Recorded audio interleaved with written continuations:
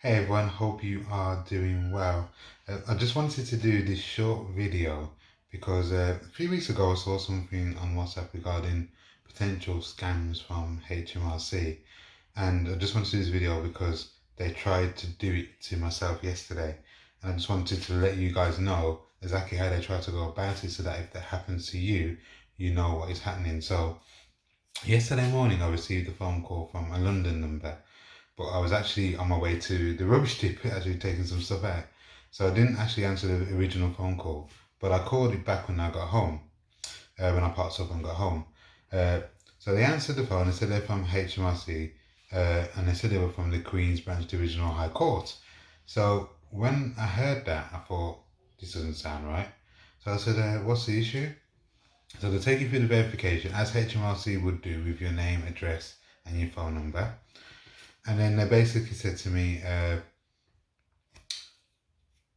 you are you have a case against you in regards to tax evasion and tax fraud. So I said, what are you talking about, tax evasion and tax fraud? I've been self-employed before. I've done all my taxes correctly. I work in accounts. I hadn't told them this at this time, but they basically said, yeah, your case is going to go before the court. You basically owe £4,986. And they basically said in February 2020, they did a million audits and yours was one of them.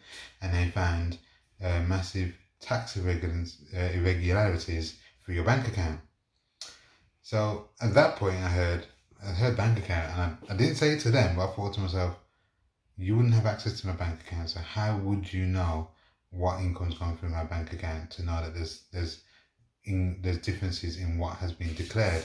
So what they're saying by the tax difference is saying that because I was self-employed, the income that I was declaring was irregular or didn't match up to what their record said compared to what I did on my tax returns. So they basically gave me a case reference and they said, oh, we're from the Queen's Branch of the Divisional High Court. We've got there's 6 points to your case. One was tax regulation, one was avoiding HMRC, one was tax evasion, one was tax fraud. And I basically said to him at this point, where's the information? How can you be calling me out of the blue and saying that I owe this amount of money and you've given me no information? And then they turned around and said, oh, well, on the 2nd of March 2020, we came to your house with all the paperwork. And because nobody was in, we put a pink slip through your door. And I said to them, well, no, that's not the case. Because one, my wife was pregnant at the time and she was at home. So it wouldn't have been the case where nobody was there. And it wouldn't have been the case where had you put this slip through the door, it wouldn't have been picked up. I said, there was no slip, there was no nothing.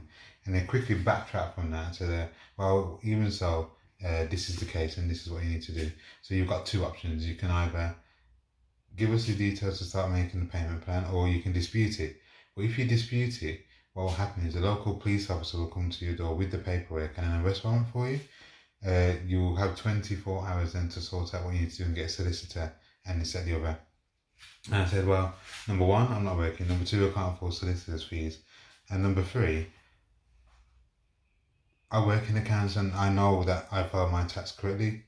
I work in accounts. I know how you calculate your tax and how you do everything that you do. That's my field. That's what I work in.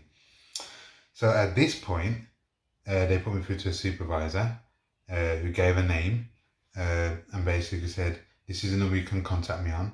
Now, bear in mind, the number that they've given me and where they're calling from does check out because I Googled it after the phone call.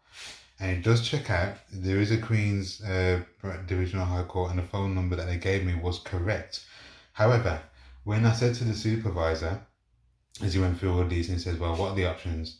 And I said, well, I'm not doing none of the options because at the end of the day, number one, you can't just call me saying I owe £5,000 in unpaid taxes. I even earned that much in self-employment in any year to be earning that amount of taxes. And number two, I work in finance and I work in accounts. So I know how to file myself as assessment tax return. I've done full accounts for companies. At that point, the phone went down. So then I was in a separate room to my wife at the time. And I told my wife what happened. And I said, all right, we need to call HMRC. So I called HMRC straight afterwards directly. Had all the information written down here. And when HMRC came on the phone and goes, oh, these people are really trying to scam you, they said HMRC will never call you out of the blue. So that's one thing to remember. HMRC will never call you. They will always write to you. So when I spoke to the HMRC lady, they basically explained there's nothing untoward on your account. Everything is fine. They took the details of the number that called and the time and where they said they called from, and so they've logged it with their cyber team so that it's against their records. But just wanted to make it clear, because obviously they can use different numbers. They might use a mobile number. In this case, they used a landline number for me, which was a London number, 0203. But what they will say is they've done an audit on your tax record from 2014 to 2019. And bear in mind, from my personal perspective, I was only self-employed until 2017. So anything that they were trying to get from me was always going to be suspicious. The other thing that they did say as well was that, well, you need to check your P60. And I said to them, well, I've worked in payroll, so what's my P60 got to do with being tax irregularities? If that is the case, then that's on the employer and not me, because it's the employer that produces the P60. I don't produce that. And I said, well, yeah, but that we've got your name on the case. So I think they realised that they were onto a losing situation, and then they promptly put down the phone after I said I worked in finance and accounts for the second time, and I knew what all the irregularities were about. So just a short video to make you aware that as it's close to Christmas, they're going to be trying it. So, beware and just be vigilant. Take care. Bye-bye.